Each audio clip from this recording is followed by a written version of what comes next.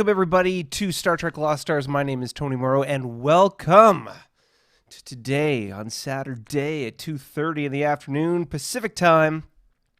Here we go. So in today's episode, we're going to talk about what you may have just seen there in a YouTube short / TikTok video. We're going to be talking about the Dreadnought. So today, as you may know, with regards to this game, this is a Star Trek game that a group of us play online. Online in that we play using a game or a platform called Vassal to be able to replicate something called Federation and Empire. This is a board game, a strategy-based, turn-based strategy game that we all play in a 4X capacity. We explore, we expand, we exploit, and we exterminate. And so we're playing that in the Starfleet universe.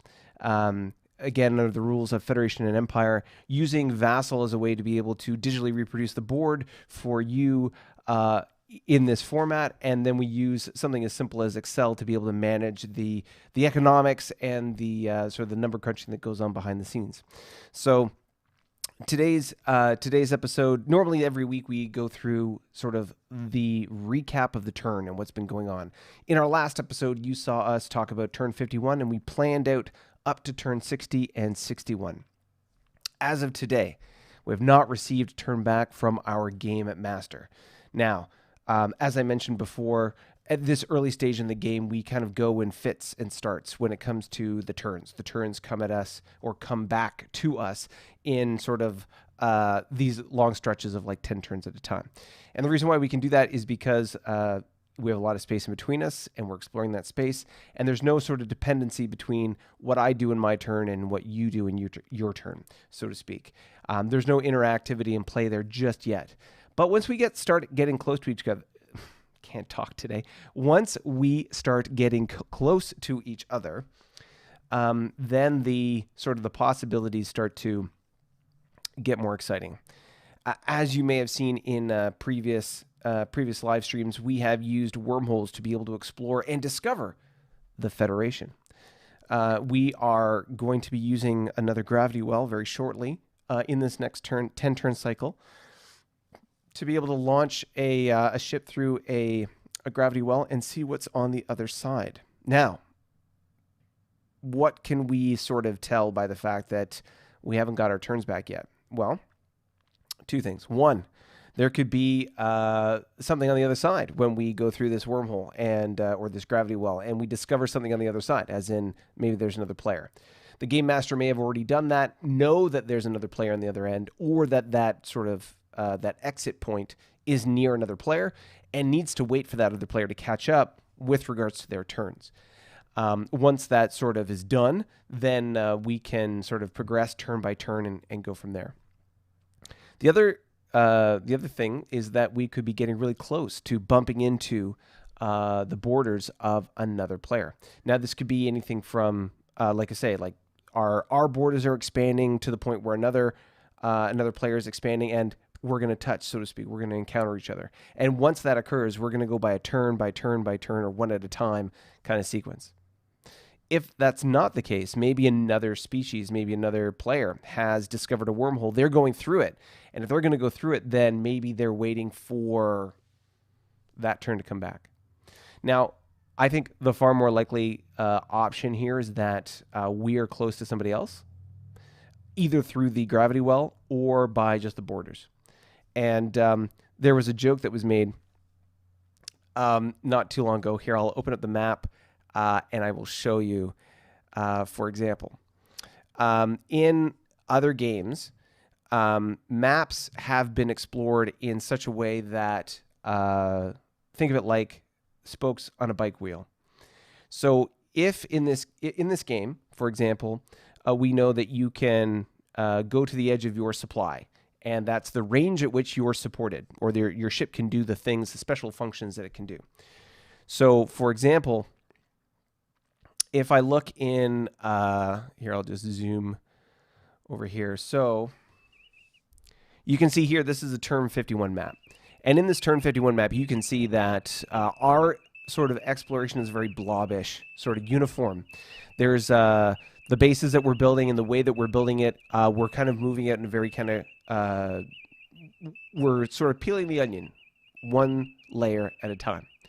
Now, if you didn't want to do that, and I did this in a previous game, you can go straight out in a straight line until you bump into somebody and then sort of, you know, create like a T at the end of that spoke, and then go from there. There are players who have done that in the past. I have done that in the past. There may be players in this game that are doing that now.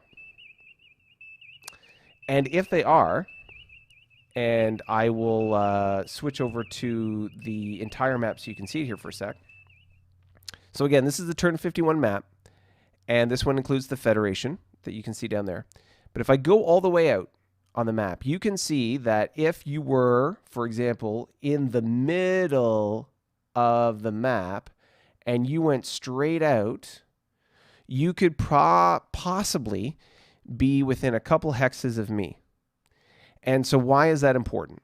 Because if you're within a couple hexes of the other player and they've built, they have a ship there, they have a base there that can, you know, detect something 2 hexes out, there's the chance that you could see each other.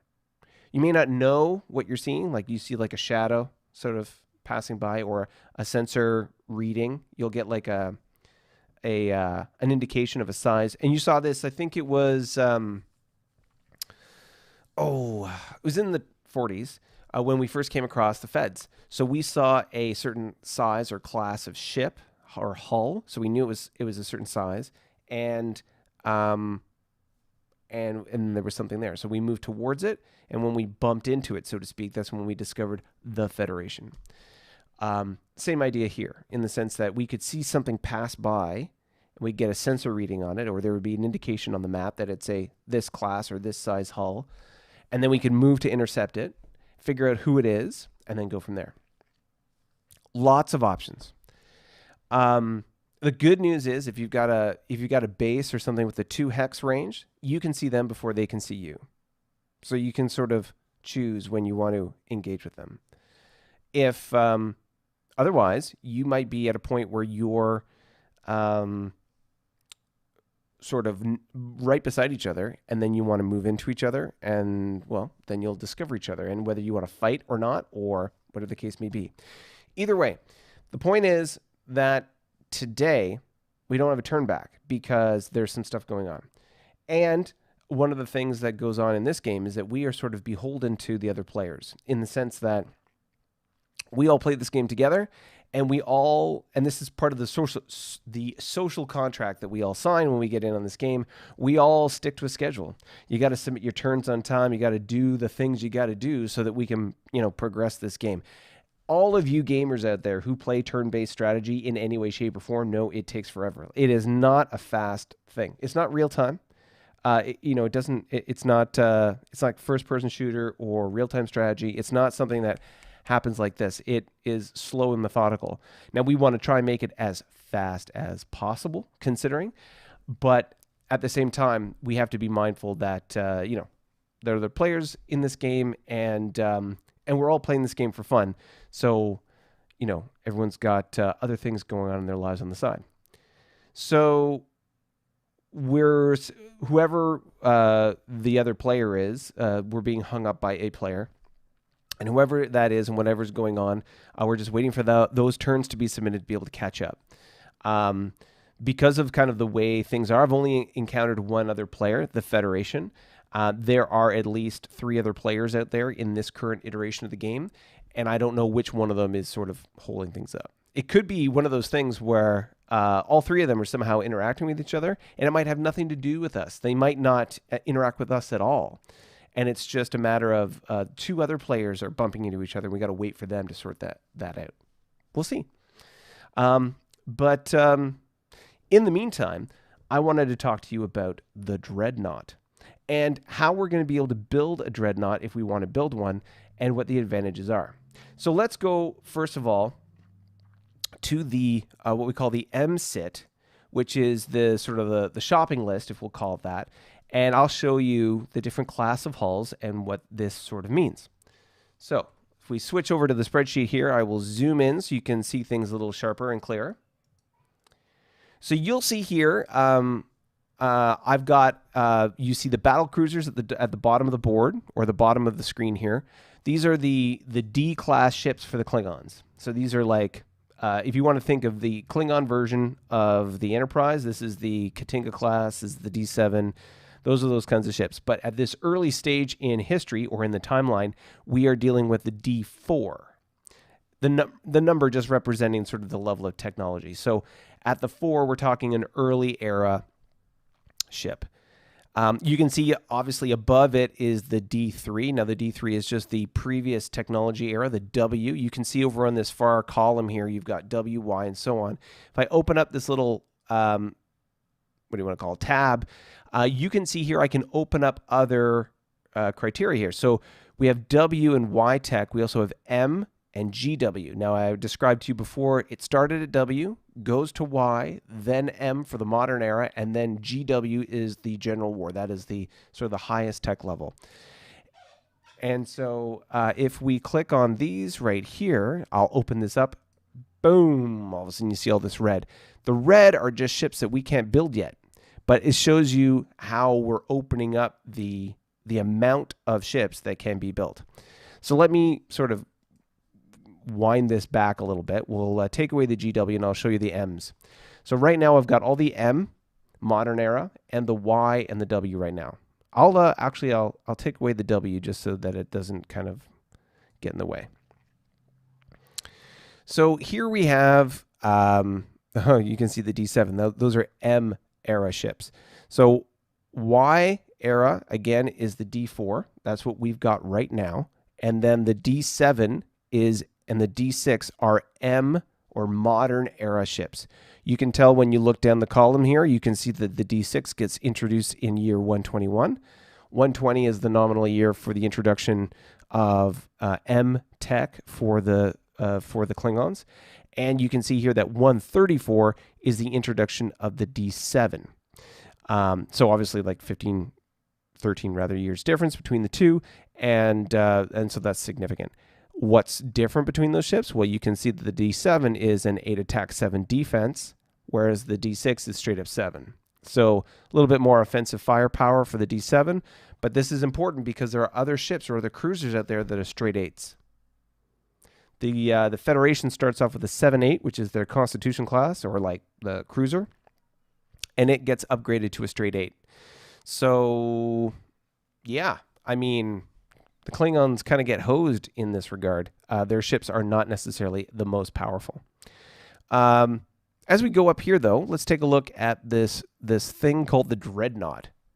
So the Dreadnought is, as you can see here, there is the C4. So again, looking at the numbers, 3 is the earliest era. 4 is the Y era, which is what we're at right now. And you can see that we have access to building the C4. That's the white column there. And then the C4B, and then the C8, or I guess you can see the C6 is really what, I don't know why it's under C8. That's, all right, so C6. C6 is the next one that's coming up. That's going to be in year 150. That's not something we're going to build anytime soon. The C4B is a 122, year 122. As you can see here, that is a, looking here in the technology column, you can see that it is an M era Dreadnought. So we're not going to be able to build that just now. That's not going to be available for some time. But what's interesting to note is that the C4 can be upgraded. You build it in the Y era, you can build it, and then you can upgrade it to the C4B, meaning that it gets the full kind of firepower of being a Dreadnought in the M era. And then later, when you sort of advance a little bit, you can build the C6 Dreadnought, which is a 10-12 versus a straight up 8. And obviously that's better. So you can see here the C4, the C4B, and the C6. Those are the ones we're going to be concerned about. So let's look at a Y era ship of the same sort of caliber. The Y era has the D4. Now the D4 is a 4, right here, is a 4-6 ship, meaning 4 attack, 6 defense. It has a command rating of 8, meaning it can control 8 other ships above and beyond itself. And of course, it's introduced in year 78. The command cruiser version, which is the D4C, has all the same stats. The only difference is it can control 9 other ships. So total of 10 ships in a fight itself plus 9 others versus 9 for the D4. Now the C4, as you know, by contrast, has a command rating of 10. And it can deploy or it can control 10 ships on top of itself. So bring a total of 11 ships to a fight. Also, and this is sort of standard for most dreadnoughts of the Y era, it is a 6-8, meaning 6 attack, 8 defense. Now, you know, that's not the best in the world, but it's not terrible. And it, again, allows for a 10 command rating or command, you know, it can control 10 other ships above and beyond itself. Now, I'm going to take you to the another spreadsheet here. So this shows, and I'll zoom in again so you can see this. This shows the slipways that we can build. As a reminder, you can start off with the frigate slipway. We've done that. Those are the Echo or E slipways that we have built. Then you can follow that up with the destroyers. Don't worry about the DW and CW. Those are war destroyers and war cruisers. We can address those in the GW era, but not something that we need to worry about between now and M. So the FF, DD, CL, which is light cruiser, CA, which is cruiser or heavy cruiser, CC is command cruiser, and then DN is the Dreadnought. So one of the things that's interesting, in order to be able to have a Dreadnought slipway, you have to have, and we're bouncing around a little bit here. We have to go to the tech tree. So in the tech tree, and let's zoom in a little bit here, you can see that the first column is construction. Construction technology, meaning can we build something big enough or a graving dock, a slipway to be able to build one of these ships? So we have we have the Y slipway technology, which allows us to be able to build Y tech. We have the M era slipway, which allows us to build M era ships. And then you can see here, we've got the DN slipway. So the year 150, that is when the construction technology for DN slipway is introduced. Interesting. So you need to be able to have the DN slipway to build a Dreadnought DN. To build a Dreadnought, you need the DN slipway. So let's go back to economics. So we know that we have an Echo, we have a Foxtrot, so E and F slipways. Those are the frigate and destroyer slipways that we have. We've also built a cruiser slipway. That's the D or the Delta. We don't have an opportunity to really build a CC slipway. I mean, we could, we just don't have it right now. And then we've got the DN. You'll notice that the difference between the DN slipway and a CA slipway is 15. So we have to spend another 15 EP to be able to build a DN slipway. And you can only have a maximum of one of those. So you build it once, and then when you build dreadnoughts, you can only build them in the fall. So basically one a year. There are 2 seasons or 2 turns in a year, and the spring and the fall. So you can build it every fall. So let's take a quick look at our turn sheet, and I'll map that out for you again. So going back to the Klingons here. In the construction, we have 1 cruiser slipway, or the D, 1 dreadnought slipway, that's the F, and 3 frigate slipways, that's the E. And as you can see, in the spring is when we can build the cruiser, the Delta. We can build the Foxtrot and the Echoes anytime, spring or fall. So if we were to build a dreadnought slipway, it would show up here in the fall slipway, or in the fall, we'd be able to build them in the fall. But you need the dreadnought technology construction technology to be able to build them. So what does this mean, Tony? Does this mean we can't build dreadnoughts? No, no, no. As I mentioned before, you've been staring at a sheet long enough. As I mentioned before, we're using a set of rules called Federation and Empire.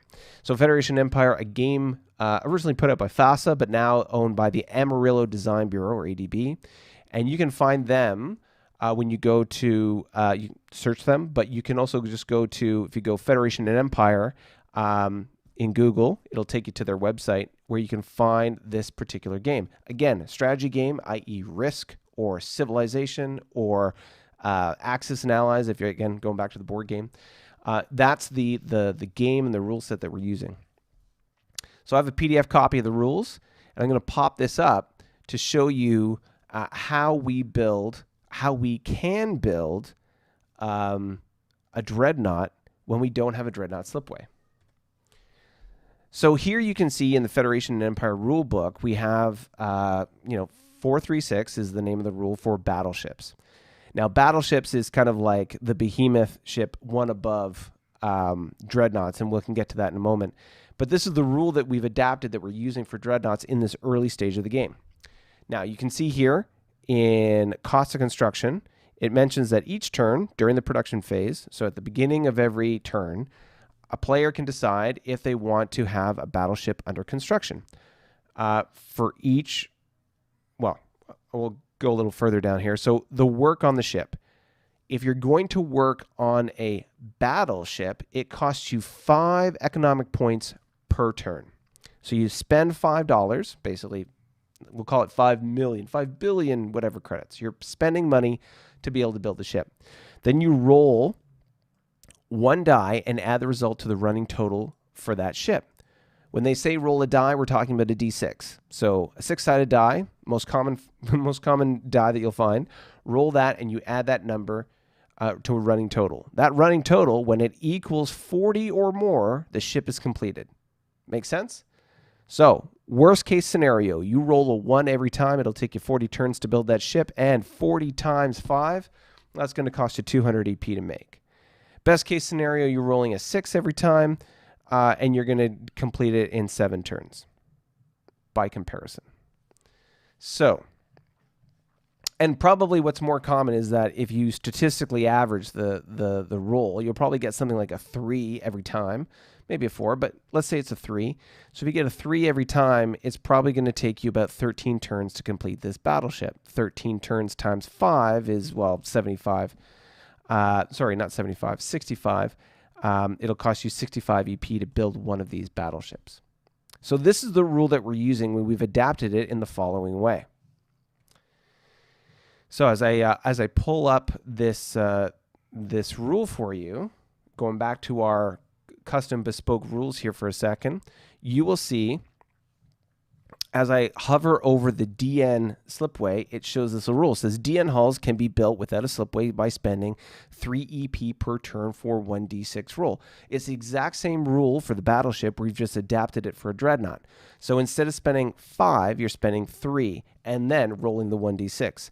The number you're working towards is either 14, 16, 20, or 24, depending on the era of the tech or the technology of the ship. So for example, in a C6, which is the dreadnought, sorry, not the, let me rephrase that. For the C4, which is a Y era, you can see here, a Y era ship, it would take us, going back to the rules again, it would take us a total of 16. A total of 16 completes a YDN, a Y era dreadnought. So 16 means that best case scenario, you can complete it in 3 turns. Very unlikely, but you could. So you spend 3 EP, you roll a 1d6, and away you go. And then you can build one of these ships. So going back to our list here, the C4, if we spend 3 EP per turn, we can build that ship, and that's what we got. Now, if we were to go to the C4B when the time comes, that is, again, an M era, And the M era ship will cost, because it's, again, an M era, it'll cost, I believe it's 20. Let's just take a quick look again. Yes, so 16 for the Y and 20 for now an early 10-point DN. They say DNE is a Dreadnought escort, but so if you've got a Dreadnought that has up to 10 points, it'll cost you 20. But if you're going to a full M era Dreadnought, it's going to cost you 24. So in our case, for example, because our Dreadnoughts are kind of underpowered, which is interesting. So the C4B would be an underpowered below 10, below straight 10 Dreadnought, meaning it would cost us just 20 to build, whereas the C6 would most likely be 24. We'd have to get confirmation. Quick confirmation from the game master on that one, but that's basically the way that's going to work. So if we want to build this ship, so why would you build this ship? Why would you build a Dreadnought? Why would you have one of these bad boys in your arsenal? One, the Dreadnought is a ship that allows you to command more ships in a fight, meaning if you have an enemy or an opponent that you're coming up against and they bring a normal cruiser to a fight, they can bring 8 other ships plus the cruiser to that fight, total of 9. If you bring this ship, you can bring 10 plus the Dreadnought. Now, the Dreadnoughts alone have a better attack factor, more potent weapons, bigger, better ship, brings more to a fight than your average ship, plus it can bring more of its friends. So in the case of a cruiser versus a Dreadnought, it can bring 2 more of its friends. And that can be a big deal. If you think about it, when you have a fight, and we can go through a whole episode around combat to begin with, but when you go through combat, you basically add up all your attack factors together. So if you had, let's say you had it usually doesn't work out this way, but let's say you had 8 ships. 8 ships at a 4. So you've got 32 attack. Plus the command ship, so then that would be another ship on top of that. So you got 36, you got a total of 40 attack factors. Now, if you were doing the same thing, but you had a Dreadnought, you would add, instead of the 36, which is 8, you add 2 more ships to that. So another 4, another 4, another 8 on top of that brings you to 44. Plus you add the Dreadnought, which is another 6. You bring a total of 50 attack factors versus the 40. So 10 more. Basically 25% more firepower to that fight. Plus, the Dreadnought can soak up more damage than your average cruiser. Cruisers only can take 6. Dreadnought can take 8. Just means you can last longer in a fight. And if you're going to that sort of, for those UFC fans out there, if you're going to pull a Chris Lieben where you're just going to maybe Chris Lieben's a little old for some of you UFC fans, but you just bulldoze your way, power punching forward. There's only at certain point you're going to get knocked out, and this ship allows you to go that much longer and faster. So it brings you more firepower to the fight, allows you to put more ships on the line, and basically allows you an edge in any particular fight. Now, will you win? Maybe, maybe not, but you have a better chance of winning. And at this point in the game, where we are waiting on another player to finish their turn, it would tend to suggest that we've got somebody that's close. We've already encountered the Feds, and the Feds are right now sort of behaving nicely, if we can say that. We're getting along well, but there's a chance that things are going to change as we go forward. So we want to be prepared. And if there's another player on the board, if there's another faction that we're going to encounter, then it's probably a good idea for us to be prepared. Now, we talked about before how we were going to be building up the ships or building up the fleet to make sure we had a lot of ships on hand. In previous games, some folks have just spent all their money exploring, and just building bases as fast as they can. And they don't actually have a fleet of ships to be able to respond to any kind of bad, anybody coming in and attacking them. So they have no ability to respond to a threat. Versus some folks, one of the other players, explores in force, meaning they have like a fleet of 10 ships with their exploration ship, and every time they explore, this fleet of 10 ships is going with them, and when they go when they go to their sort of next spot and they encounter somebody, they've got like an entire fleet of folks that are going to show up there and sort of flex. So yeah, something to think about. Something to think about. Will we encounter somebody who's pulling the bike wheel spoke tactic, meaning that they're just pushing out as far as they can, and then sort of like drawing a line in the sand saying, this is our border? Well, we'll see. Are they going to be doing a bike spoke or like a thin line of exploration, and they're going to do it with a big fleet, and when they show up on our doorstep, they're just going to like power play their way through? Maybe. Either way, it's important for us to be prepared. So that's why we talk about building the Dreadnought. Should we build the Dreadnought? Should we not? I leave that up to you. Do you think it's a worthwhile investment at this point to spend $3 per turn for as short as 3, but as many as 5 or 6 turns to be able to build one of these Dreadnoughts? Just for one.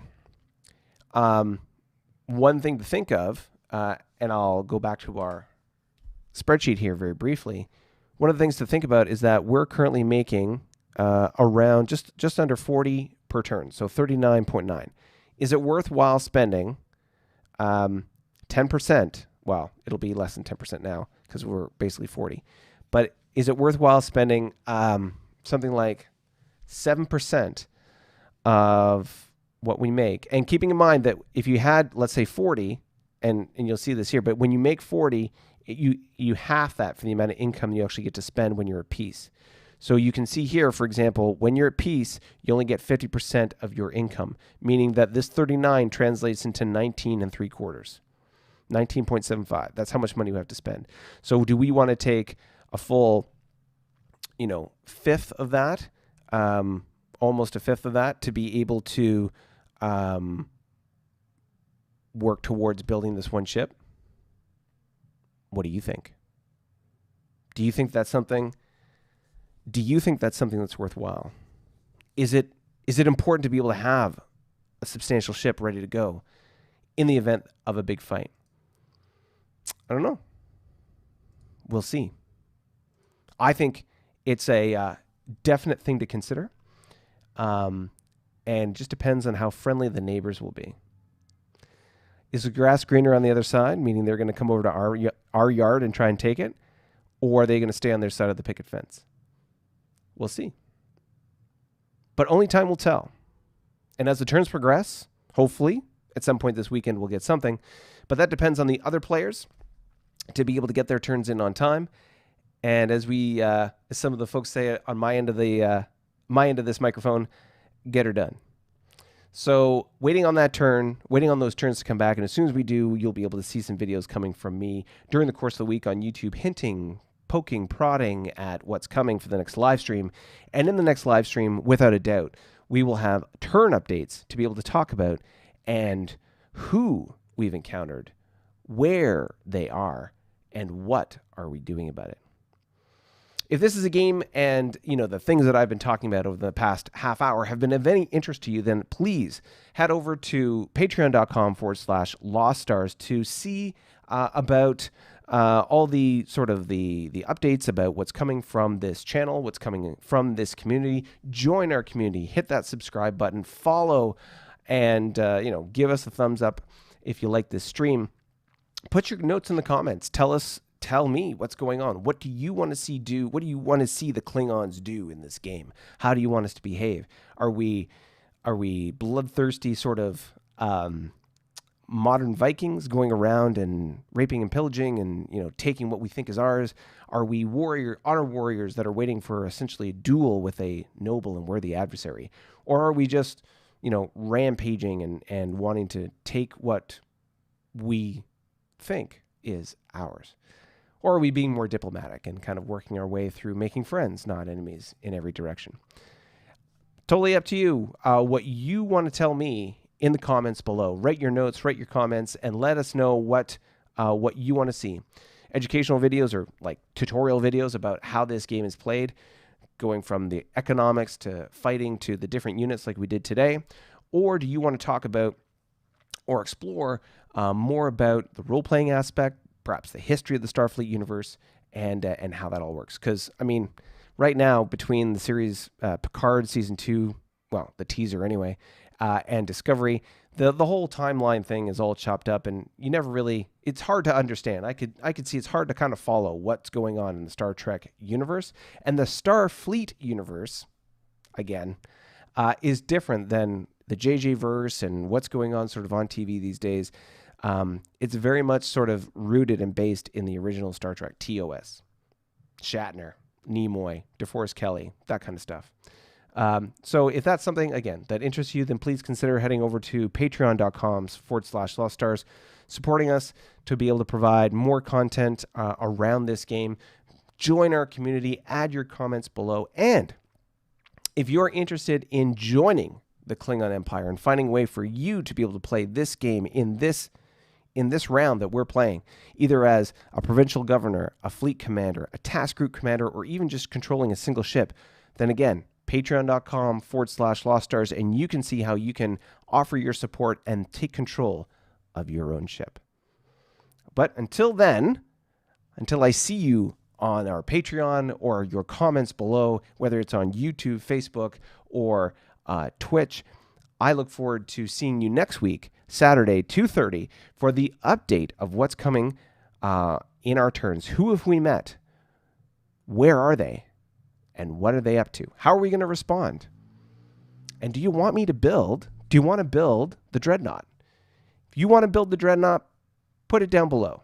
Put your comments below. Put C4 in the comments below. If you want to build that Dreadnought, C4, C4, C4. I want to see your 4 characters, C4, C4. Put it down there and let me know that you want to build that Dreadnought, and be prepared for whoever's coming our way. In the meantime, I will, as I'm clicking here off the side, in the meantime, thank you very much for watching today. I look forward to seeing you on next Saturday, and I will see you then.